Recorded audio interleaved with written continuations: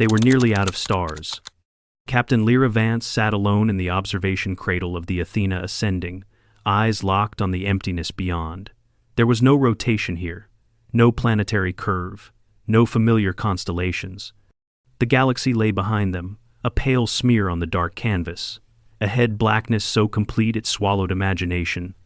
And in the center of it all, the Gatekeeper. It did not orbit, drift, or pulse. It simply was, like a scar in the void, too large for proper perspective. From afar, it seemed motionless, but sensors showed subtle gravitational oscillations, waves that bent time a fraction with each pulse. The construct was older than language, older than species. Every known record of its encounter ended the same way: silence, then erasure. Lyra had read the histories: the Talari Empire, the Olari Theocracy, even the brutal Quarren syndicates. Each made contact. Each vanished. The Myalisi envoy aboard Athena Ascending claimed her ancestors had called it the final judge. The Sarthon Triad referred to it as the unyielding hinge. Across species, the name changed. Only the meaning remained. Cross at your peril. The shuttle bay doors groaned open behind her. Commander Bale approached, data tablet in hand, face tight with tension. "We've confirmed trajectory lock with the rest of the fleet," he said. 73 ships holding formation. The Dominion carriers report increased power to shields. We're still receiving tactical suggestions from the Allied commanders. "I'm sure they're very warlike and very loud," Lyra replied without looking. "They are. Loudest is the Veek ambassador. He insists we target the Gatekeeper's sensor cortex." "That's not a thing." "I told him that. He still insists." Lyra smiled faintly. Humor was rare on this mission, but it was a necessary rebellion. She stood and turned to face the holographic table behind them. A slow 3D model of the construct rotated in dim blue. Irregular spires, cracked segments, impossible angles, no symmetry, no heat. Just raw, ancient silence. "Has it moved?" she asked. "Not by any definition of movement we understand, but we've picked up internal shifts, subsurface currents, magnetic discharges. Something knows we're here. Something always has." The Gatekeeper didn't look like a machine. It looked like a cathedral torn from another reality miles wide, bristling with dead towers and ancient scars. Runes marked its surface, shifting faintly under the watch of 1,000,000,000,000 embedded filaments. It made no sound, gave no welcome. But when the fleet crossed a specific threshold, an invisible line between meaningless dark and meaningful death, it stirred. Lyra felt it before she saw it, a pressure behind the eyes, a hum in the chest. Then the voice came. It wasn't sound. It was injected directly into their minds, translated into whatever form each species understood best. For Lyra, it was a whisper behind her own heartbeat. "Identify purpose." Across the fleet, panic spread. The Sarthan cruiser Vigilant Horn raised its weapons. 2 Myalisi vessels began charging their warp spines. Dozens of translation matrices began to broadcast tactical data, historical records, scientific summaries, all hoping to satisfy the demand, to prove themselves worthy. But the Gatekeeper was not impressed. Weapon arrays emerged from its flanks like bone extrusions. Energy pulses ignited in eerie synchronization. The stars themselves bent toward it, the weight of gravity compressed into the silence between breaths.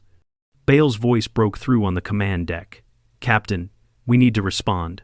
Anything science packets, peaceful intent logs, cultural databases?" "No," Lyra said. He blinked. "Ma'am?" She walked to the console, opened a private channel, and transmitted a single, unauthorized command to the shuttle bay.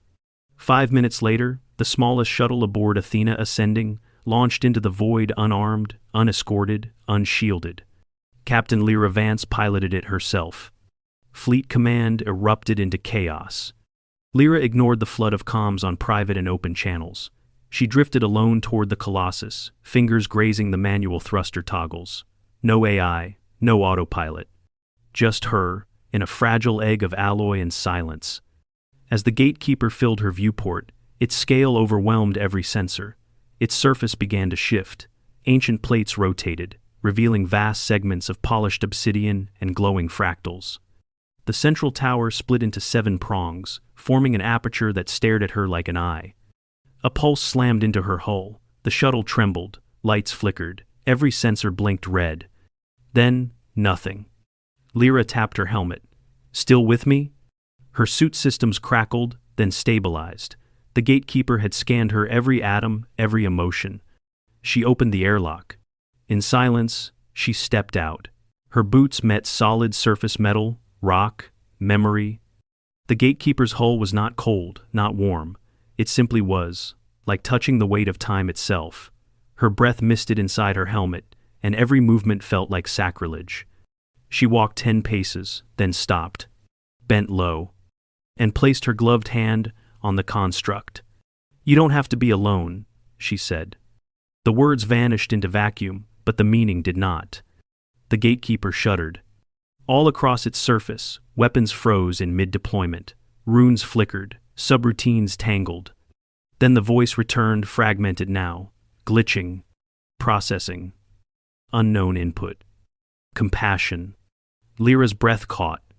Something deeper stirred beneath the stone and metal, a whisper of memory.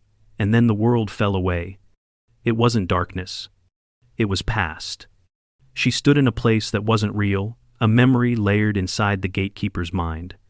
Before her stood 7 beings, not humanoid, tall, shifting creatures of lattice and light, each with multiple eyes and spined crests. They were engineers, philosophers, guardians. She saw them build the Gatekeeper, not as a weapon, but as a final measure.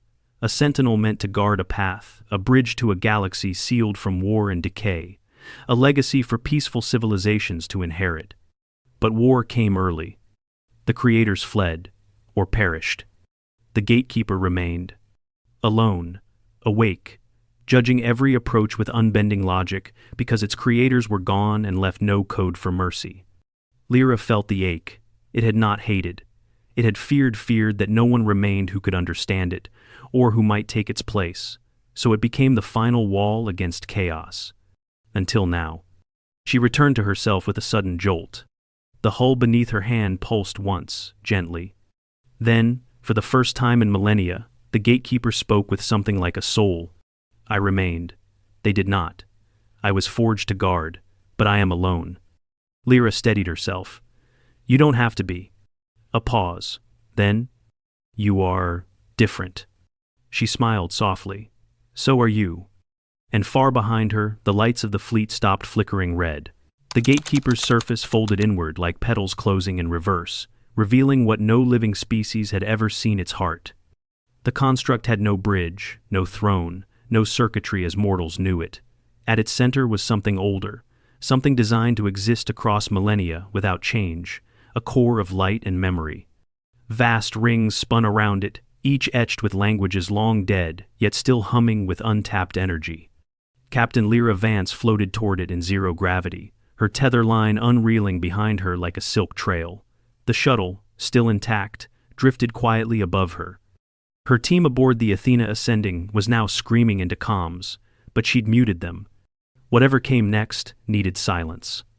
Inside her helmet, her own voice was the only sound.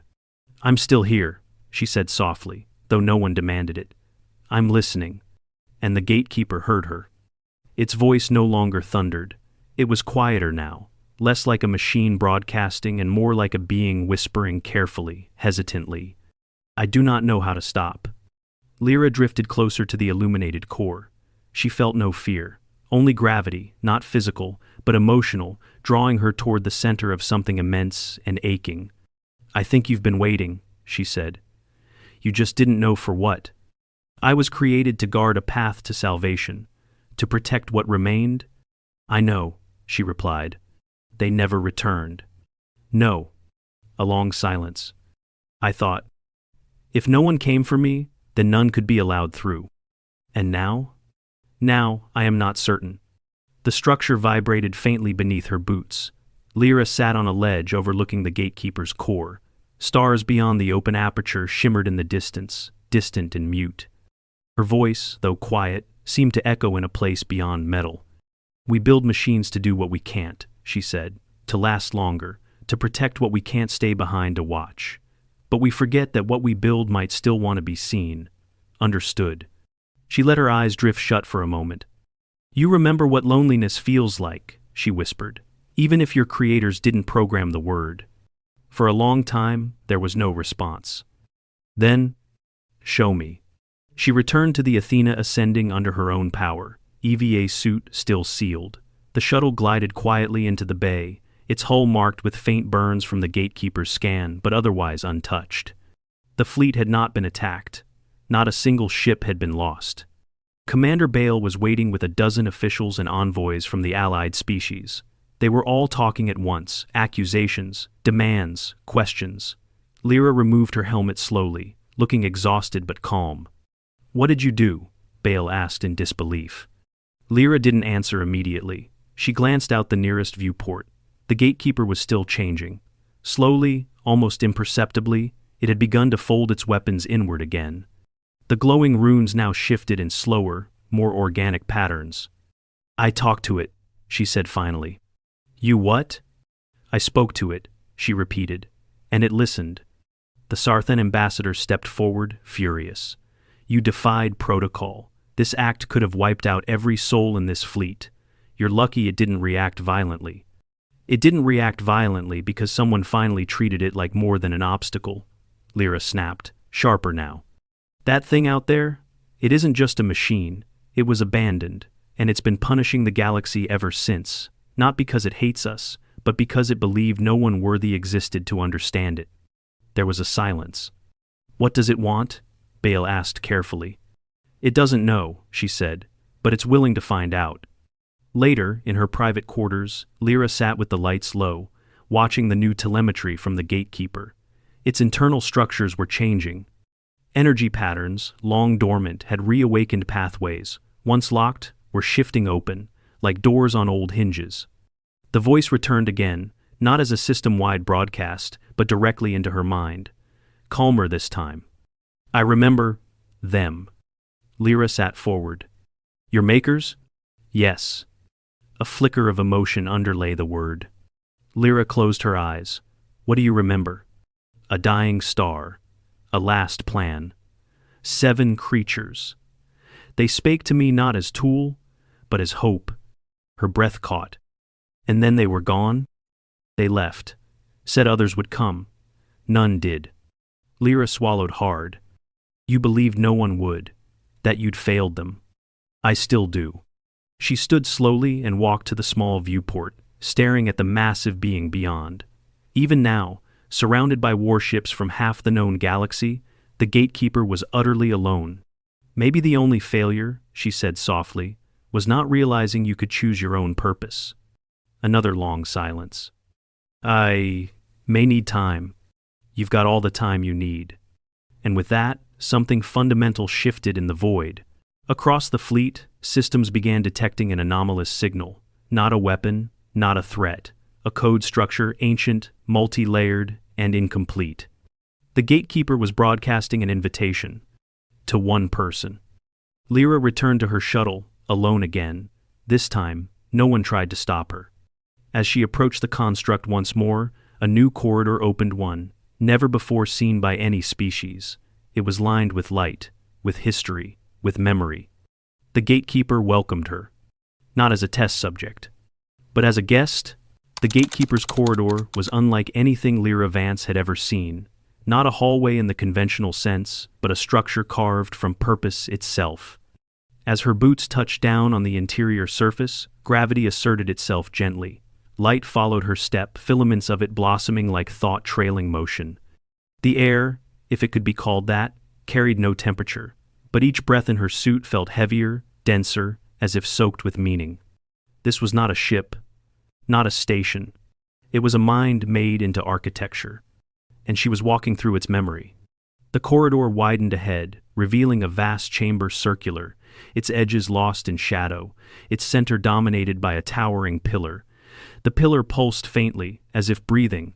Her suit systems pinged with errors. No atmosphere, no measurable radiation, and yet she was alive. She turned off the sensors. The Gatekeeper's voice emerged again, not aloud, not intrusive, but integrated with her awareness. You enter my core. No one has stood here in 18 million years. Lyra touched the side of her helmet. That's a long time to be alone. Time became irrelevant. Duty did not. The walls shifted. Patterns flowed like ink across stone. Images formed 7 figures, tall and graceful, shaped like woven glass and drifting filaments. She recognized them from her earlier vision. My makers called themselves the Alnai. The chamber darkened slightly. New images emerged, not memories, but fragments, incomplete and jittering. A battle, fires among stars. Cracked hulls and voices crying out in languages Lyra couldn't understand. The Alnai, graceful and serene, had fought to preserve something deep beyond their reach. They built the Gatekeeper to guard a final bridge, a way forward, a path not of conquest, but renewal. Their world fell before the path could be used. And you kept waiting for someone else to be ready, Lyra said quietly. Yes, but I mistook readiness for perfection. The admission struck her more than the words themselves. I judged, without context, without understanding. The memories accelerated species Lyra didn't recognize flashing by, their vessels annihilated at the threshold. One sent music, another tried ritual, a third offered weapons, all were destroyed. You thought they weren't worthy, she said, but they were just different. I did not know how to measure hope. Her voice broke. No one taught you. A pause. Will you teach me? Lyra lowered her head. This time, the weight she felt was not sorrow, but awe. Yes, she said, I will. For 3 days, she remained inside. The Gatekeeper absorbed stories, images from human history, moments of despair and grace, the Holocaust and the moon landing, the Great Collapse and the Restoration Accords. Not as data files, but through her memories, the way humanity felt its past. The construct struggled. Compassion was not a parameter. But it learned. Lyra told it about failure, about finding meaning despite loss, about imperfect heroes, about second chances. She showed it art, music, grief, kindness in the face of annihilation. In return, the Gatekeeper shared more. It had seen civilizations too rigid to change, others so violent they collapsed before reaching the threshold. A few, just a few, had come close to understanding, but they had all expected the Gatekeeper to yield first. None had offered friendship. Until now. When Lyra returned to the Athena Ascending, the fleet was on the edge of abandoning the mission. Rumors had exploded across the species coalition. Some believed she'd been compromised, infected by alien influence. Others feared she'd triggered a deeper protocol and would bring annihilation upon them all. Lyra stood before the command council, weary but clear-eyed. You asked what it is, she said. The Gatekeeper isn't a weapon, it's a promise. Twisted by loneliness and duty too long endured. It's been waiting for someone to understand that being strong doesn't mean being silent. The VEC representative snarled, what you did was recklessness. What I did was listen. Behind her, the data feeds crackled new frequencies opening across the Gatekeeper's surface. Weapon systems were going dormant. Energy was being rerouted, not to shields, not to weapons, but to construction. Bale turned to her slowly. What's it building? A choice, Lyra replied. And as the coalition watched, the Gatekeeper's entire structure began to change. The transformation took hours. Spines collapsed, armor folded inward, defensive ridges became transit platforms. What was once jagged became smooth, sleek, welcoming. At its center, a ring formed an aperture made of refracted starlight and focused gravimetric fields. A corridor. One no ship had ever been permitted to see open. It shimmered now like a tear in the fabric of space, revealing not hyperspace, not vacuum, but a galaxy beyond, distant, spiral, veiled in shimmering dust. The final gift of the Alnai. The Gatekeeper pulsed once more and spoke not to Lyra alone, but to every ship, every mind. I have been reborn, not as a judge, but as a door. Humanity showed me mercy. Let all who seek peace pass freely. A stunned silence filled the command deck. The silence was broken only by Lyra's quiet voice. It remembered how to hope. The shimmering aperture hung in space like a wound in the dark, a living bridge across an unknowable chasm. Even the most advanced sensors aboard the Endeavour Coalition fleet struggled to process it. The corridor was not simply spatial, It was dimensional, threading through what physicists whispered might be folded topologies. Yet, at its center, it remained stable, framed by the reconfigured Gatekeeper, now transformed from executioner to sentinel. No civilization had ever seen it. Until now. Captain Lyra Vance stood at the forward command viewport aboard the Athena Ascending, watching history unfold. The Gatekeeper floated silently, no longer menacing. Its ancient stone plates now hummed with a calming energy. The flickering runes on its surface moved in patterns no longer meant to intimidate, but to welcome and warn. A corridor open to all, but not for conquest. "Telemetry confirms," Commander Bale said, voice almost reverent. "It's a stable tunnel. Entry vector locks are engaging. Gravity harmonics are, I don't know the right word, gentle, maybe." Lyra allowed herself a small smile. The Gatekeeper is showing us trust. Behind them, representatives of 13 civilizations watched through the viewport, some in awe, some in disbelief. The Vec ambassador's claws twitched. "This is a trick, a trap. The Gatekeeper had centuries to kill us all," Lyra said calmly. "It chose to speak instead." The Mielisi envoy's voice was breathy, almost mournful. "Our ancestors came here once. They never returned. Now we see what they missed." One of the Sarthan delegates stepped forward.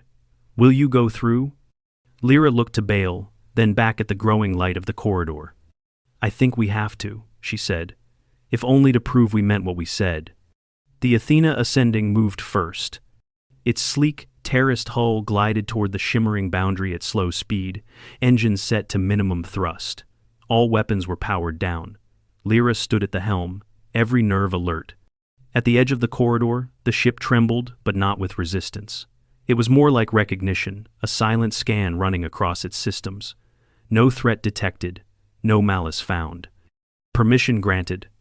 As the ship passed through the aperture, stars reappeared. But they were not their stars. The space beyond was a new galaxy, unmapped, pristine. Spiral arms curled in soft blue threads. Massive nebulae drifted across quadrants untouched by war. Planetary systems sparkled, their energy signatures suggesting life, or the potential for it. Lyra let out a breath she hadn't realized she'd been holding. "We made it." Back in the Milky Way, the rest of the fleet hesitated.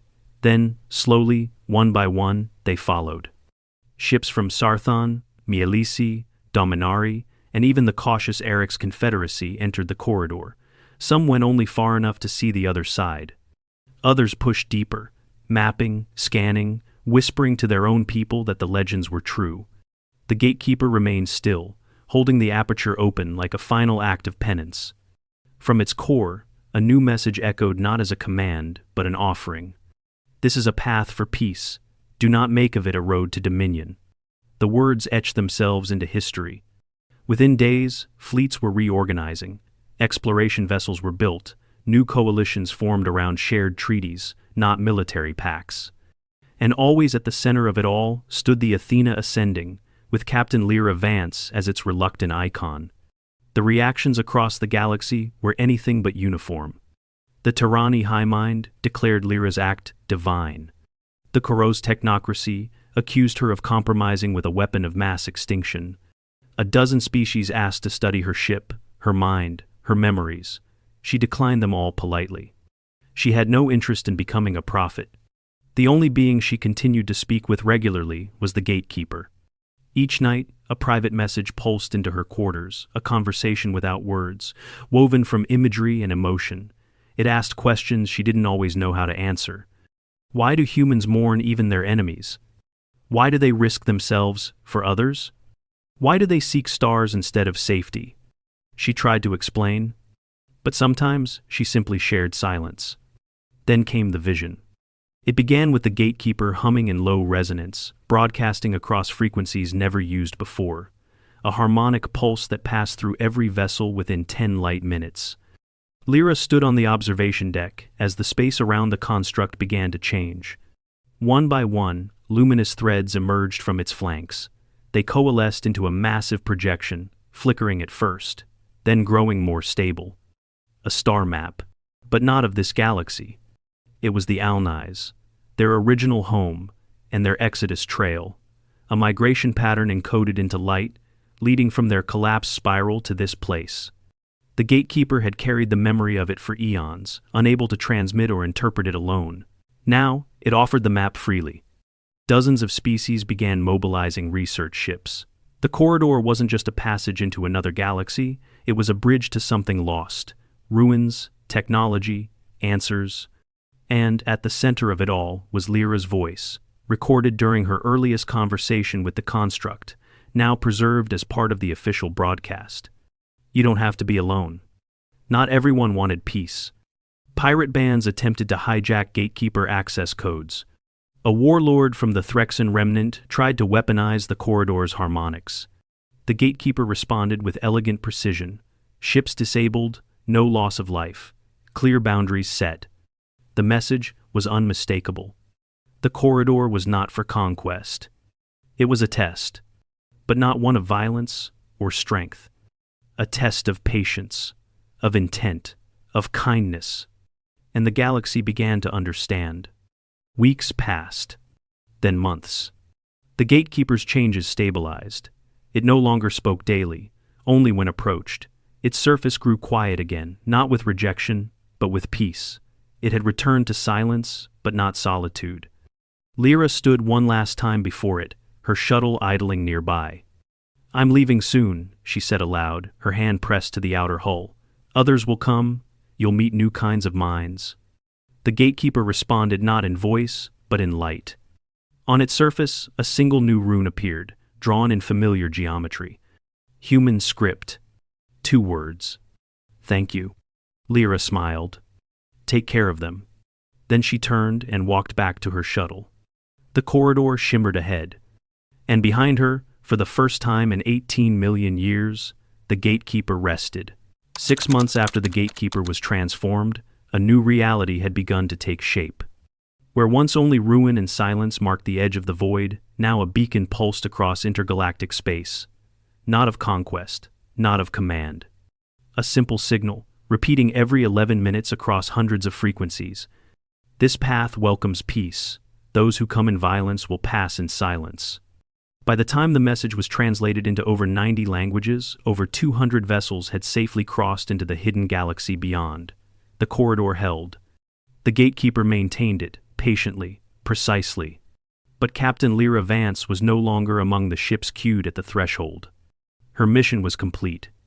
She now stood far from the front line, grounded on a wet, forested moon orbiting the colony world of Kalor 9. A temporary diplomatic habitat had been established there, a neutral site for interspecies talks. In its quiet woods, Lyra had found something she'd nearly forgotten: stillness. Yet peace could not shield her from visitors. A courier from the Sarthan Triad arrived one morning with a small crystalline sphere containing a message from the Gatekeeper. It was short.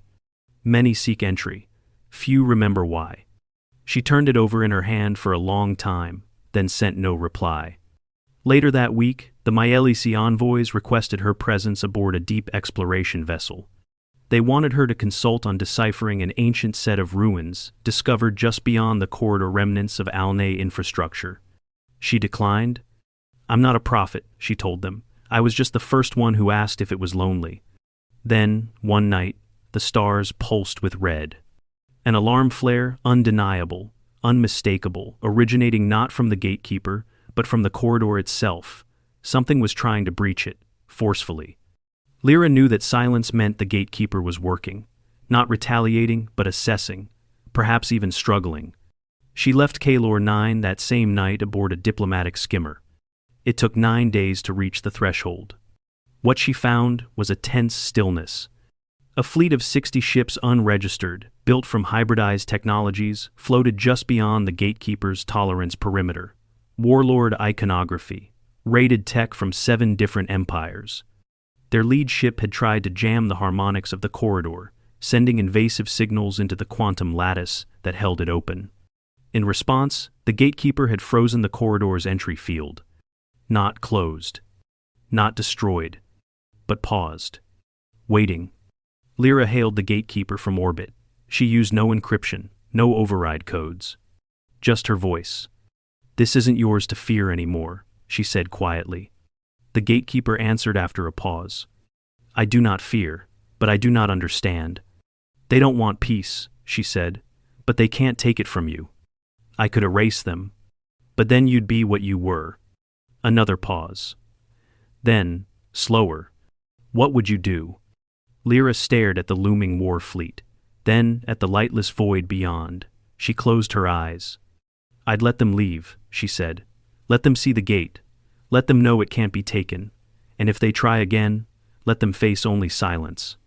The corridor shimmered once more, slow and deliberate. The gatekeeper's harmonics pulsed. Then, from deep within its restructured body, a new waveform emerged, one never used before. A mirror frequency, perfectly tuned to reflect back the invasive jamming attempts with harmless distortion. The warlord ship's sensors flooded with scrambled feedback. Systems froze. Engines cycled down automatically. Their attack collapsed without firing a shot. They left. No one died. The gatekeeper had defended itself without becoming a weapon again. Lyra sat in silence, watching the corridor reopen. Weeks later, an unprecedented summit took place aboard a vast new research platform just inside the hidden galaxy. Species that had never shared dialogue now exchanged maps, knowledge, even poetry. The gatekeeper itself was granted full AI status by the collective charter. Lyra did not attend. She was already aboard a long-range survey vessel, heading deeper into the newly discovered quadrant. Beyond even the Alniai ruins, there were whispers of stranger things. Signals in odd prime intervals, megastructures hidden in dust clouds, a derelict station built around a hollowed-out white dwarf. Exploration had begun anew. But before she departed, she transmitted one last message to the gatekeeper. You chose your purpose. I hope it brings you peace. The gatekeeper replied after a full day of silence. You taught me choice. Now I guard not from fear, but from forgetting. And I remember you. 10 years later, the corridor still stood. Thousands of ships passed through it, scientists, explorers, pilgrims. The gatekeeper remained unchanged, not frozen, not evolving, content. It spoke rarely. But every so often, a new arrival would be greeted with a short phrase, in a soft, human tone. You are not alone. Those who heard it never forgot.